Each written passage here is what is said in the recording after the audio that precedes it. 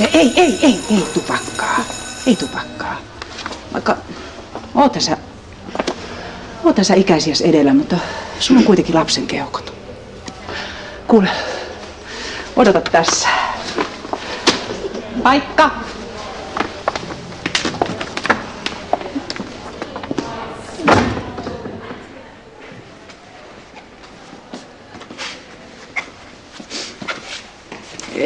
Minä uskon, että meidän Jesse on tätä tehnyt. Ei siinä ollut muuta paikalla kuin Jesse, että Taneli näki, kun Jesse tuli naulakolta. Että mistä me tiedetään, että ei se ollut Taneli? Taneli on enempi semmoinen lukutoukka. Niin on meidän Jessekin lukutoukka. Jesse hädin tuskin osaa lukea. Ja sekö tekee hänestä vandaalin? Minä haluan, että te soitatte heti Tanelin äidille. Nyt heti. Nyt. Heti.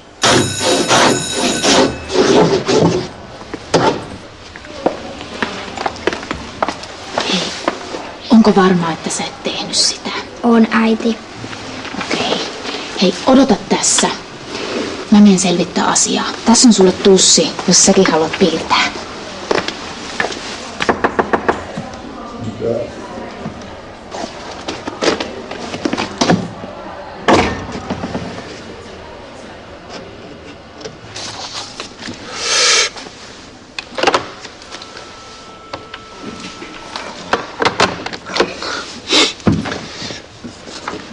Ilkitekoon mahdolliset syylliset on nyt rajattu Jesseen ja Taneli. Se oli Taneli. Taneli on itse eri mieltä. No ei se nyt meidän Jessekään voi olla. Oletko kysynyt Jesseltä? Ei minun tarvitse. Sitä paitsi, mikä maailmanloppu se nyt on? Kapinoiminen on luonnollista. No, ei se mikään maailmanloppu ole, mutta mä tarvitsen uuden takin. Osta sellainen. Mulla on asuntolaina. Mäkin vihasin nuorempana esivaltaa. Rikoin ikkunoita ja olin mielenosoituksissa. Niin, eli sä myönnät sen siis, että se oli teidän Taneli. Mistä sitä tietää? Oikeesti, sä oot tiedostava poika. Ei mahdu valmiiseen muottiin.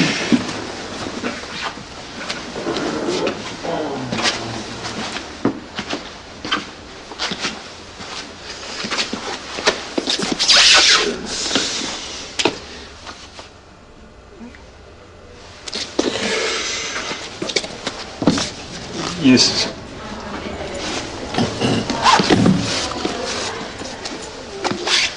Katoppa äiti. Näytäpä käsiäsi. Yes.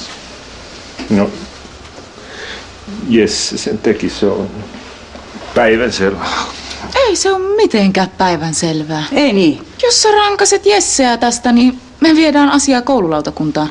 Hyvä. Sun pitää antaa meidän Tanelille jälki-istuntoa. Mä voin ruveta syyttömälle pojalle antamaan jälki-istuntoa. No sitten et rankase ketään.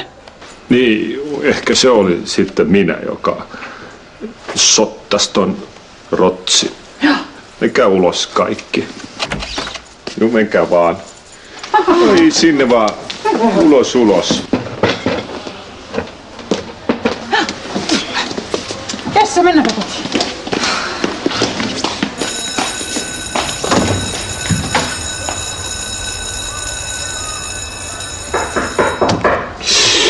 Sisään. Päivää. Jesse maalasi tämän kuvataidekerhossa. Siksi hänen kätensä olivat maalissa.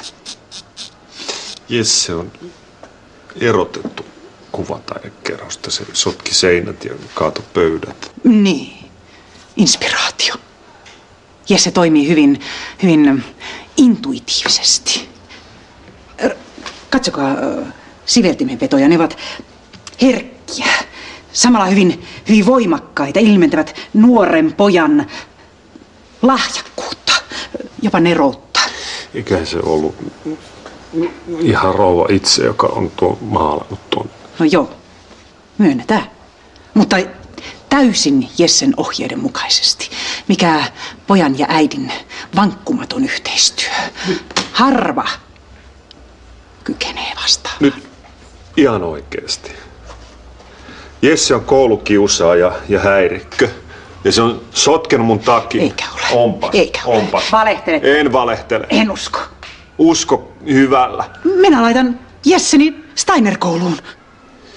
Tämä on Steiner-koulu. Hyvä. Ja sun pitää maksaa mun takki. Takki. Takki. Rouva.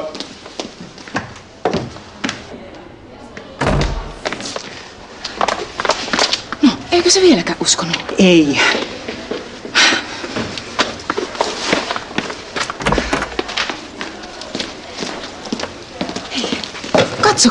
Katsokaa mitä Taneli teki munkin takille tänä aamuna.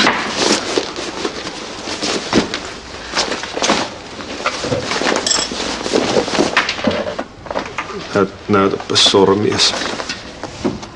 En näytä. Näytä nyt. No enkä. Näytä!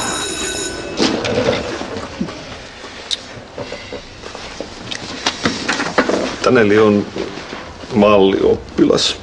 Kiltti ja älykäs, siinä ei ole mitään pahaa. Taneli on kasvattanut sisälleen kapinan. Minusta ei vaikuta siltä. No on. Tanelihan on ihan pelottavan itsevarma. Koko luokkaan pelkää sitä. Taneli pelkää kaikkia luokan poikia ja osaa tytöistä. Taneli pelkää jopa herra Töppöstä, joka on luokan kultakala. Mä haluan maksaa tän takin. Se ei käy. Jesse, äidin on maksettava. Joo. Se.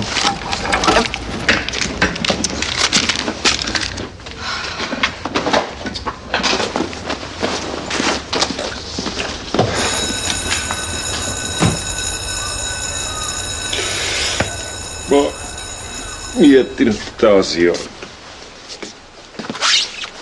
Haluaisit, että Jesse olisi mallioppilas. Se ole. Sä haluaisit, että Taneli olisi kapinallinen. Se ei ole. Mulla on ehdotus. Vaihtakaa lapsia. Ette vaihda vaan. No, haluaisiko lapset vaihtaa vanhempia? Kyllä se minulle sopii. Tule, nuori kapinallinen. Mennään. Hetkinen. Äidin kulta. Äidin oma neropoika. Mennään. Hetkinen. Se oli vitsi.